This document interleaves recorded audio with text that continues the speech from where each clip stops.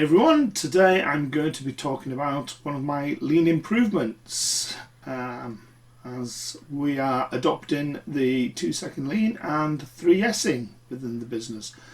And today's topic is the material offcut storage. Well, I managed to get some tote boxes from a friend and decided to lay into the offcut stock that I had available.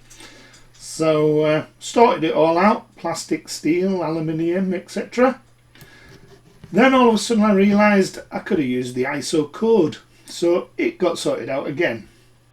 So now this is the final iteration of the project. Finally got the aluminium sorted out with the green ISO marking, and the steel with the blue, and the stainless with yellow. So now the only part of the project I have left is to clean all the material up, and we'll get some stores labels put on it and actually get it onto the inventory. But I think that's a job for another day. So thank you for watching, and I hope you've taken something interesting from it. Okay, thanks a lot.